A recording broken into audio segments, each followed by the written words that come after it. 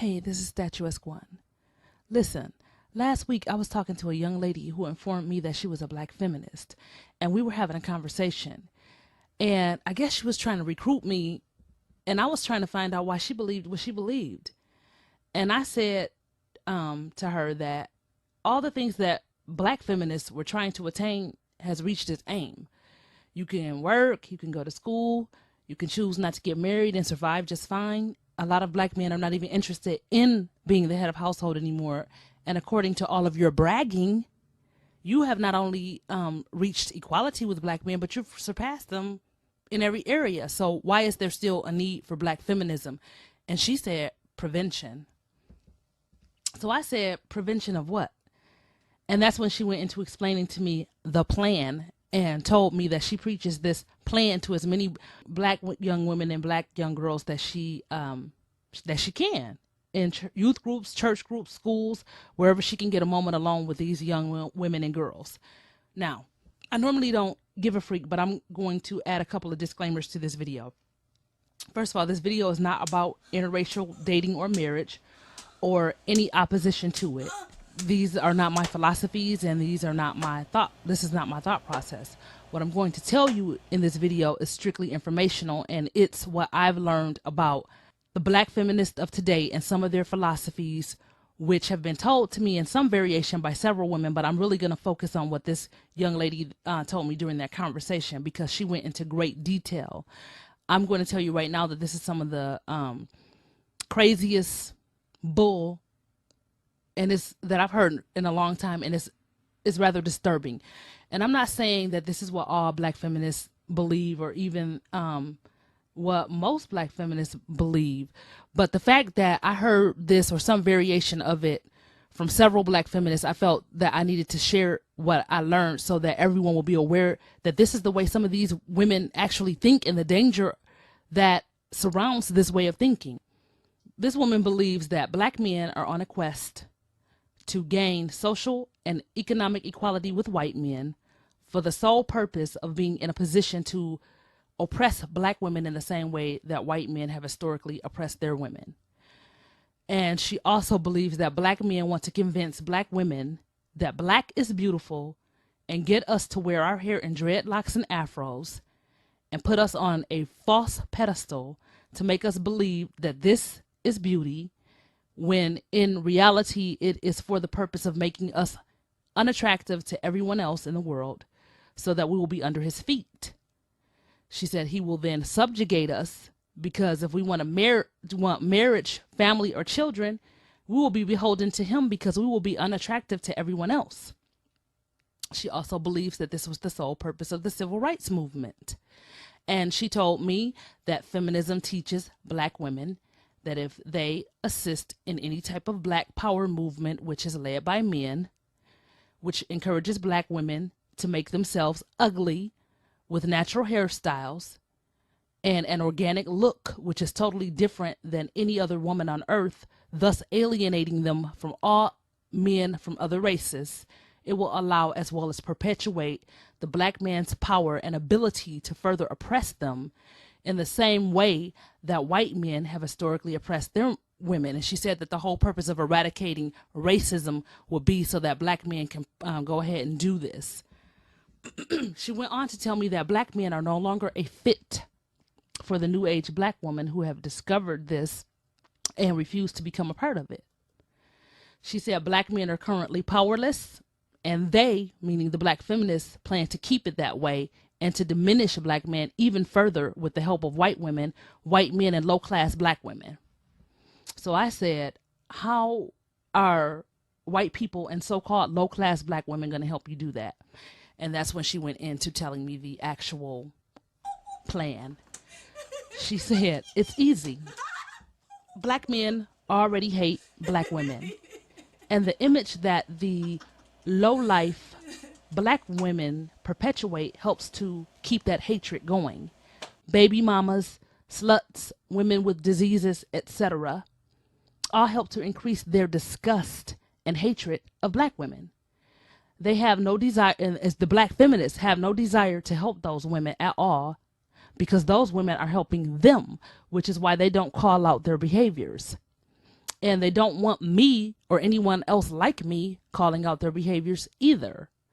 Those women are being promoted in videos and on shows like Maury all the time. So getting black men into the arms of white women is easy, and that's part of the plan.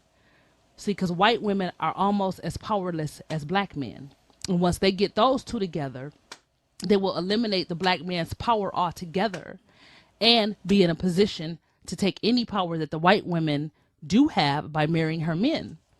White men are beginning to find black women more appealing because white women are busy chasing Tyrone, and black women don't even want Tyrone.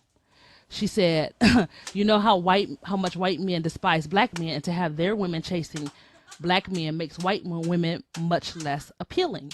The more black women advertise and let white men know that they are not interested in black men anymore, the more appealing they become to white men.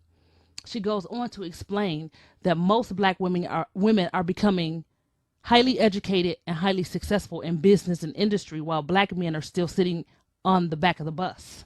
If white women want that, they can have it. Sorry, I'm catching a cold. She said, what is so beautiful about this whole thing is that white men are in control of everything. They control music, movies, television, and industry, and so they can perpetuate any image of the black man that they want. So they are perpetuating the unintelligent thug, the comedic buffoon, and the black athlete in order to discourage black men from associating academia with success or wealth. It is teaching young black men and boys that the way to success is to play a sport, become some sort of hip-hop or comedic buffoon, sell drugs, and become uneducated criminals. This image is becoming more and more appealing to white women, but less and less appealing to intelligent, highly educated black women. The highly educated black man is becoming less and less attractive to everyone because he's not being promoted at all. The one black man that the educated, successful black man has to represent him, and that's President Barack Obama, is against him also, and is promoting the image of the black man as a low-life, deadbeat bum. Black women have already given up on the highly educated, highly successful black man because he's always going for the white woman. And now that white women are checking for him less and less, he will exist less and less because he's not desired. In the meantime, highly educated and successful black women are becoming more and more abundant. White men are noticing this, and black women are letting them know in no uncertain terms that they are available to them, and white men are biting. Skip to the future. And this is where she said the beauty of the whole thing really manifests itself. The uneducated ghetto black women are mating at alarming rates with uneducated, poor black men. And she said that makes those women undesirable no matter how they look, no matter what they do. And they will never have to compete with those women for anything because they will be bogged down with a bunch of babies and a bunch of diseases. She said white women may slum with poor, uneducated black men, but not likely. So the black race will continue with those people. So they are not destroying the black race. That's what she said. That's what she actually believes. The financially successful black male athletes, rappers, and comedic buffoons that the white women are getting with are largely unintelligent and under the complete control of white men for their livelihood. So therefore, they are powerless. Once the white women see the black women getting all of their top tier wealthy, powerful men, and they are stuck with our useless, powerless black men, who by at that time will begin to try to oppress them also, they will begin to desert black men too. She said the appeal for black women will be that we are strong and independent. And we will not have to announce this to the white men. They will see this, and they will see that we are not needy and that we're able to take care of business. And the white women will be needy pushovers who want to be taken care of. But she said that's not even the beauty of it. The beauty of it is that all that will be left for any black man of any caliber is low-life black women, the ones that they hate, or some other low-life from a third world country or poor white trash. And they will be practically non-existent in the scheme of society. Educated black men will be practically non-existent, and the whole thing will only take a couple of generations to accomplish. So that's the plan. So, by this point, I was ready to bust this person in her mouth. If this is true, if this is what these sick, demented women actually have on their mind and actually have as a plan of what they think is going to actually work, then we need to be really thinking about what we're doing. We really need to watch who we let our daughters listen to. We need to be careful about what we let into their ear gates and what we let into our own ear gates. If this is true, then this is sick. I mean, it was more to it, but this is all I had time to tell you. You mean with a black man, massa? No, no. I don't like black men, massa. No, massa. I can't stand black men.